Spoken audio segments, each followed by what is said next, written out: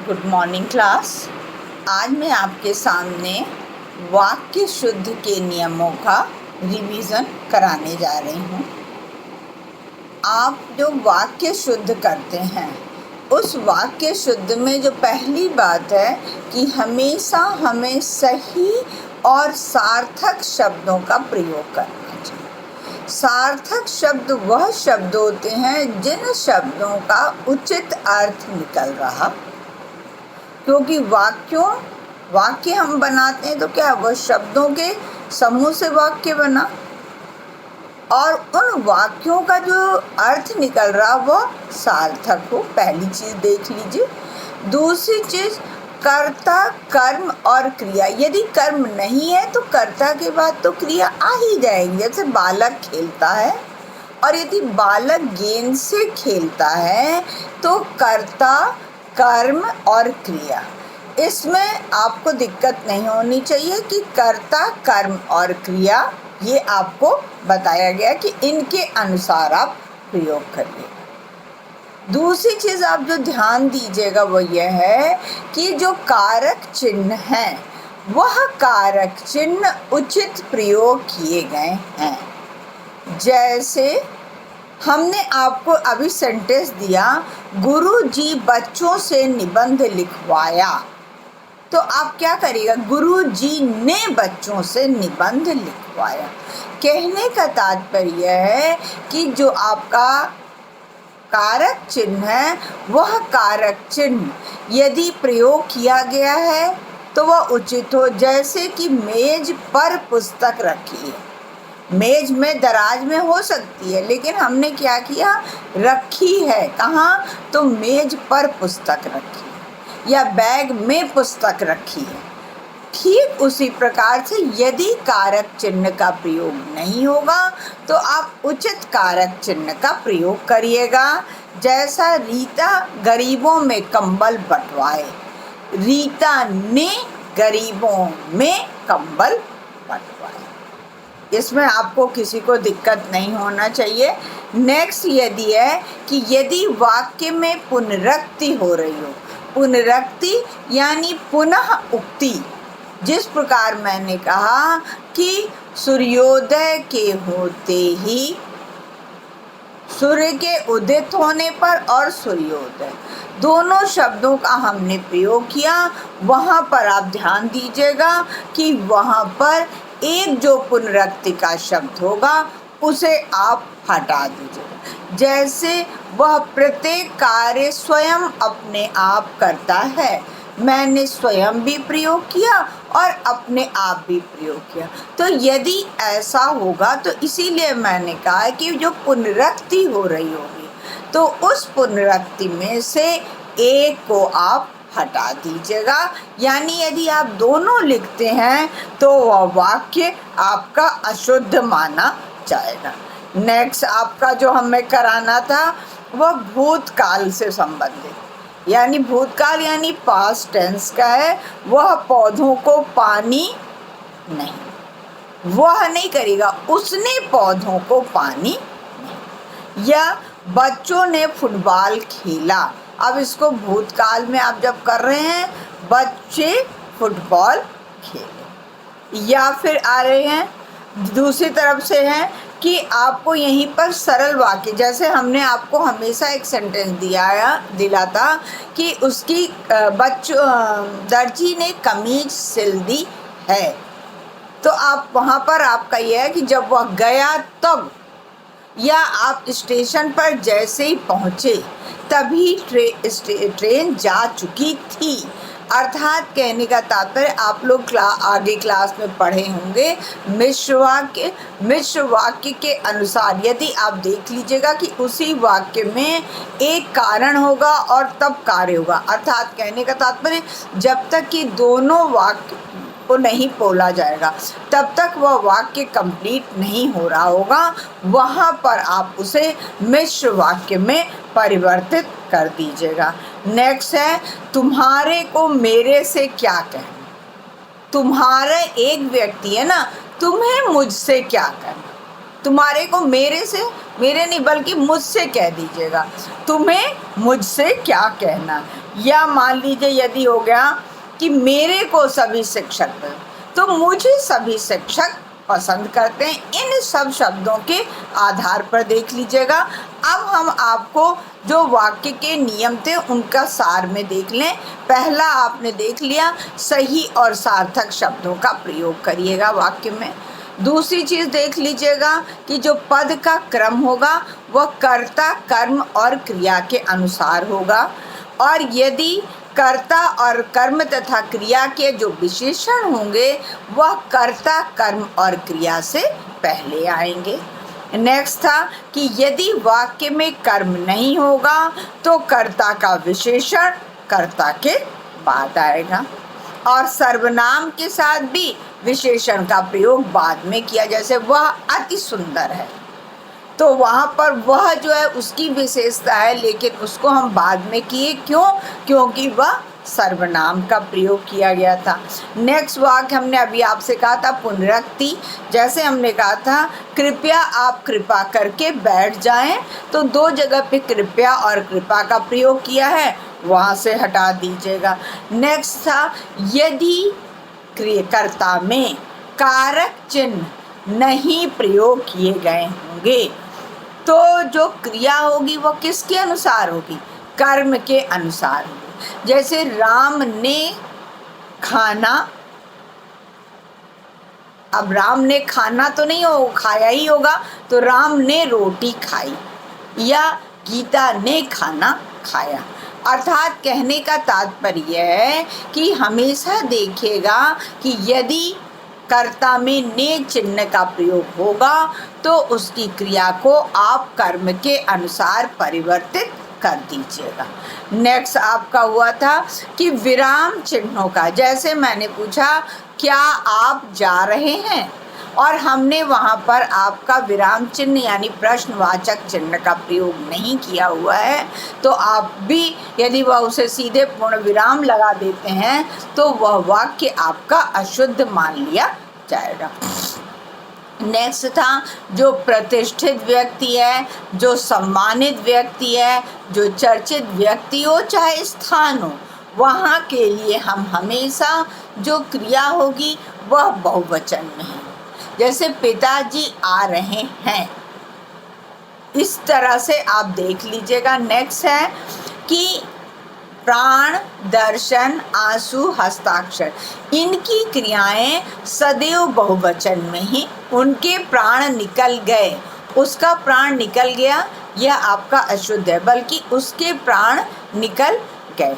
Next आपका था पुनरुक्ति, मैंने बोला था कारक चिन्हों का प्रयोग करिएगा।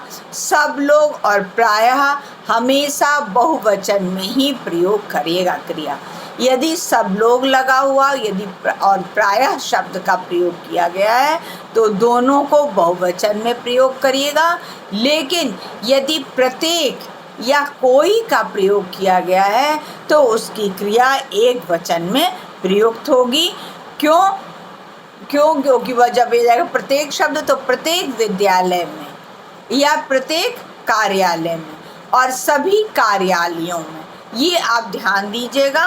बस सब लोग के साथ प्रायः जो शब्द प्रयोग किया जाता है वह प्रायः बहुवचन में प्रयोग किया जाता है, लेकिन कोई जो प्रयोग होता है वह एक वचन के साथ प्रयोग किया जाता है। यहाँ तक आपका कराया गया था। अब नेक्स्ट है भारत हमारा जन्मभूमि। तो भारत जो वो हमारा जन्मभूमि नहीं है, बल्कि भारत हमारी जन्मभूमि है, क्योंकि जन्मभूमि जो है वह हमारा के कारण हमारी प्रयोग किया जाता है, हमारा प्रयोग नहीं किया जाता क्योंकि स्त्रीलिंग है। जैसे कृष्ण के कंस को मारा, तो कृष्ण ने कंस को मारा। इन चीज़ों के लिए अब अभी हमने आपसे कहा था ना कि निश्चय करो वह पूरा करके रहो, तो जो निश्चय करो आप यहाँ पर विराम चिन्ह क्या प्रयोग करिएगा? कॉमा लगाएगा कि जो निश्चय करो कामा वह पूरा करो। कहने का तात्पर्य है कि यदि आपने कामा, पूर्ण विराम इत्यादि का भी प्रयोग नहीं किया हुआ है तो वहाँ पर आपका वाक्य अपने भले शुद्ध लिखा हुआ है, वह वाक्य अशुद्ध होगा। पहली चीज़, सबसे पहले तो आप देखिएगा कि जब आपके सामने वाक्य आता है तो आप उसे पढ़िए। पढ़ने के बाद यदि आपकी सांस कहीं पर टूट रही है तो इसका मतलब कि वह वाक्य आपका अशुद्ध है, पहली चीज़। दूसरी चीज़, उसका क्रम देख लीजिए। पहले तो ये देख लीजिए कि जो जो शब्दों का प्रयोग किया गया, जैसे मैंने कहा कि गर्म गाय का दूध स्वास्थ्यवर्धक होता है, तो जो गर्म है वह गर्म विशेषता किसकी है? दूध की है, न कि गाय की है। तो गाय का गर्म दूध स्वास्थ्यवर्धक होता है। अर्थात कहने का तात्पर्य कि जो शब्दों का जो आप प्रयोग किए गए उस वाक्य में शब्द, उन शब्दों का आप देख लीजिए कि वह सभी सार्थक हैं कि नहीं, एक क्रम में है कि नहीं। यदि वह क्रम में है तो आपने देख लिया कि वह कर्ता कर्म क्रिया के अर्थ में है। अब कर्ता कर्म क्रिया के अर्थ में भी आपने देख लिया, वह भी आपका सही है। तब आप देखिएगा कि वह पुनरुक्ति से तो नहीं है, वर्तनी यानी मात्रा के अनुसार तो अशुद्ध नहीं है। इनके अनुसार भी आपने देख लिया, पुनरुक्ति भी आपने देखा, कारक चिन्हों का आपने उचित प्रयोग भी देख लिया, विराम चिन्हों का उचित प्रयोग भी देख लिया, परसर्ग के अनुसार भी देख लिया। अब आप देखिएगा कि यहाँ ऐसा तो नहीं कि कर्ता के साथ जो कारक चिन्ह का प्रयोग किया गया है उसके अनुसार तो क्रिया में परिवर्तन नहीं करना है। जैसे मैंने आपसे कहा कि राम ने रोटी खाई, तो मैंने आपसे क्या कहा, वहाँ पर हमने आपका प्रयोग इसके अनुसार कर दिया। नेक्स्ट, अब आप देख लीजिएगा कि बहुत सी चीज़ें होती हैं जिस वाक्य में, जैसे मान लीजिए हमने कहा कि सीधा सा है कि ताजमहल शाहजहां ने बनाया था, तो शाहजहां ने नहीं बनाया था, शाहजहां ने बनवाया था। नेक्स्ट आप देखिएगा, मुहावरों के अनुसार तो वाक्य अशुद्ध नहीं हो रहा है। जैसे मैंने अभी आपको एक बार एग्ज़ाम में दिया था कि वह न तो 3 में न 13 में, या फिर मैंने दिया कि आग में घी डालने का काम, आग में पानी डालने का काम हमने डाल दिया, तो आप वहाँ पर डाल दीजिएगा आग में पानी डालना, तो वैसे वो सही है क्रोध को शांत करने के लिए, और आग में घी डालना यानी क्रोध को और भी अधिक प्रज्वलित करने के लिए। तो यहाँ पर कहने का तात्पर्य कि जैसे मैंने कहा 9 2 11, तो हमने कर दिया 9 2 13, तो उसको आप शुद्ध कर लीजिएगा। नेक्स्ट, मैंने उन्हीं शब्द को तत्सम शब्द में परिवर्तित कर दिया, लेकिन तत्सम शब्द में परिवर्तित करने के बाद भी मैंने मात्रा अशुद्ध की हुई है, तो आप वहाँ पर भी ध्यान दीजिएगा कि वहाँ पर प्रयोग सही है कि नहीं। हमने अभी आपसे कहा कि यदि प्रायः शब्द का प्रयोग होगा या सब लोग का प्रयोग होगा तो यानी आप समझ जाइएगा कि वहाँ पर क्रिया आपकी बहुवचन में। लेकिन यदि प्रत्येक शब्द का प्रयोग किया गया है तो वहाँ पर, या कोई का प्रयोग किया गया तो वहाँ पर आपकी क्रिया जो होगी वह एक वचन के अनुसार की जाएगी। जिस प्रकार से मैंने देखिए अभी बोला, तुमने सब कुछ मालूम है, तुमने सब कुछ मालूम है नहीं, बल्कि तुम्हें सब कुछ मालूम। या फिर मैंने आपको कहा कि हमने रात को खूब सोया, तो हम रात को खूब सोए, हमने प्रयोग किया है। या मैं रात को खूब सोया, तो आपका सही है। जब हमने प्रयोग किया यानी वह हमने में कई लोगों के लिए प्रयोग किया गया है, इसलिए आप प्रयोग करिएगा हम रात को खूब सोए। नेक्स्ट आपका देख लीजिए, मेरे खाते में कुल 1000 रुपये मात्र हैं। आपने क्या कह दिया, कुल भी कह दिया और मात्र भी प्रयोग कर दिया, तो हमारे खाते में कुल 1000 या मेरे खाते में मात्र 1000 रुपये हैं। नेक्स्ट है, सोमवार के दिन मैं आपके घर आऊँगा, सोमवार के दिन मैं आपके घर आऊँगा, तो आप पहली चीज़ तो इसके अनुसार ही है, मैं आऊँगा, कौन आऊँगा, मैं आऊँगा, यानी मैं जो हूँ वह कार्य को करने वाला हूँ। तो जब मैं कार्य को करने वाला हूँ तो उसको आप आगे लाइए ना, तो मैं सोमवार को आपके घर आऊँगा। नेक्स्ट है, तुम प्रातः काल के समय उठकर क्या करते हो? प्रातः काल के समय तुम प्रातः काल उठकर क्या करते हो? नेक्स्ट है, मान लीजिए मैंने आपसे अनेकों बातें करनी है। मैंने आपसे अनेकों बातें करनी है। मुझे आपसे अनेक बातें करनी। वाक्य शुद्ध करिए। जैसे मैंने बोला, आप खुद इस चीज को देख लीजिएगा। मैंने आपसे अनेकों बातें करनी है, वाक्य में क्रम नहीं है, बल्कि मैंने माने मुझे, आपसे अनेकों बातें, अनेक बातें करनी है। नेक्स्ट है, मेरा घर यहाँ से प्रायः 4 मील दूर है। आपने 4 मील भी प्रयोग किया और प्रायः भी प्रयोग किया। मेरा घर यहाँ से 4 मील दूर। नेक्स्ट है, आपको देखकर मेरा मन उद्यान उद्यान। उद्यान उद्यान यानी बहुत खुश होना। और यहाँ पर आपको देखकर जो मुहावरा है वो क्या है? आपको देखकर मेरा मन बाग बाग हो। बाग बाग हो जाना यानी बहुत खुश हूँ। नेक्स्ट है, मान लीजिए मैंने कहा मैं सप्रमाण सहित अपनी बात कहता हूँ। सप्रमाण सहित कैसे होगा? सप्रमाण भी आपने प्रयोग किया और सहित भी प्रयोग किया। मैं सप्रमाण अपनी बात कहता हूँ या मैं प्रमाण सहित अपनी बात कहता हूँ। यानी पुनरुक्ति के अनुसार देख लीजिए, कारक चिन्ह के अनुसार देख लीजिए, मुहावरों के अनुसार देखिए, वर्तनी के अनुसार देखिए, क्रिया के काल के अनुसार देखिए। यानी मैंने कहा कल, जैसे मैंने कहा आगत रविवार को मेरी माता आएंगी। आएंगी कहते हैं तो सही है, आई थी। आगत यानी आने वाला, और मैंने आगत शब्द का प्रयोग किया और साथ ही साथ मैंने क्रिया क्या की? भूतकाल यानी पास्ट टेंस की प्रयोग कर दी, तो वह गलत हो जाएगा।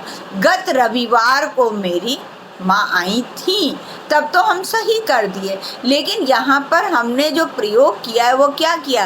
एक तरफ तो हमने आपका फ्यूचर टेंस यानी भविष्य काल के लिए प्रयोग कर रहे हैं, और वहीं पर जो क्रिया हम ले आ रहे हैं वह क्रिया हम आपकी जो है उसे मैं ले आ रही हूँ भूतकाल की, तो क्या पास्ट टेंस की, तो क्या होगा? वह गलत होगा। तो हमेशा जब वाक्य शुद्ध करिए, एग्जामिनेशन रूम में आपने सबसे पहले तो जो आपको 15 मिनट रीडिंग टाइम मिला उसमें आपने पूरा पेपर पढ़ लिया। पेपर पढ़ने के बाद आपने अनसीन पैसेज की तरफ पूरा ध्यान दिया। अनसीन पैसेज के बाद जो सबसे पहला काम करिए आप, क्योंकि जब आप एग्जामिनेशन रूम में जाते हो तो सबसे अधिक फ्रेश रहते हो, उस समय आप सबसे पहले वाक्य शुद्ध को देखिए। और वाक्य शुद्ध को बहुत शांत दिमाग से 1 बार 2 बार आप पढ़ करके देख लीजिए कि आपकी सांस तो कहीं नहीं अटक रही है। यदि आपकी सांस नहीं अटक रही है और आपको उसे पढ़ने में कोई वो नहीं हो रहा है, तो इसका मतलब कि वह वाक्य आपका शुद्ध है। तो वह शुद्ध वाक्य होने के कारण सबसे पहले आप उसे, यदि आपको कहीं पे कंफ्यूजन हो रहा है तो आप एग्जामिनेशन कॉपी में लिखने से पहले आप चाहिए तो उसे आप एक बार खुद उस पर लिख करके पेंसिल से अपने को वो करके देख लीजिए, फिर उसे हल्के ही हाथ से, ताकि उसे रब करके कायदे से आप लिखें। क्योंकि मेन चीज़ जो होता है कि यदि आपका वाक्य शुद्ध सही हो जाता है और मुहावरों का वाक्य प्रयोग सही होता है तो वहाँ पर आपको मार्क्स अच्छे मिल जाते हैं। क्योंकि अब लिटरेचर में तो आपको मिलना है। अपठित गद्यांश आप यदि समझ करके और उसके पार्ट वाइज आपने क्वेश्चन का आंसर अच्छे से दिया है तो वहाँ आपको मिलेगा ही मिलेगा। ऐसे आपने जिस प्रकार का प्रस्तुत किया है वो करें, लेकिन कम से कम जो वाक्य शुद्ध और मुहावरे हैं वह तो आपके सामने हैं, उसे आप देखिए और देखने के बाद, पढ़ने के बाद उसे आराम से आप करें। इसीलिए मुझे ये था कि कम से कम एक बार मैं आपको फिर से वाक्य शुद्ध के नियमों का रिवीजन कर दूं, और जो आपने पहले लिखे हुए हैं वाक्य शुद्ध उनको देखिए और ज़्यादा से ज़्यादा आप उसकी प्रैक्टिस करिए, ताकि क्योंकि वाक्य शुद्ध आप देखते हैं ना, अधिकतर लोग जो भी बोलते हैं उनमें अशुद्धि होती है। और भाषा क्या होती है बेटा? आपके भावों की, आपके विचारों की अभिव्यक्ति है। और वह अब अपने विचारों की अभिव्यक्ति किस प्रकार से कर रहे हैं, अशुद्ध भाषा से, तो फिर आपके पढ़ने से फ़ायदा क्या। तो यदि आप उसको किए हुए हैं तो उन्हें आप एक बार रिवीजन कर लीजिए। रिवीजन करने के बाद भी यदि कहीं दिक्कत है तो उसे आप लिखिए या बोलिए, उसके ऊपर ध्यान दिया जाए। और इसके साथ ही साथ मैं आपको एक अटैच वो भी दे रही हूँ क्लास के लिए, ताकि आप एक बार अपने आप उसको करिए और करने के बाद आप खुद ही देखिए कि उसमें आपको कहाँ दिक्कत हो रही है, किस चीज़ में दिक्कत हो रही है, जिसके कारण कि उसे देखा जाए।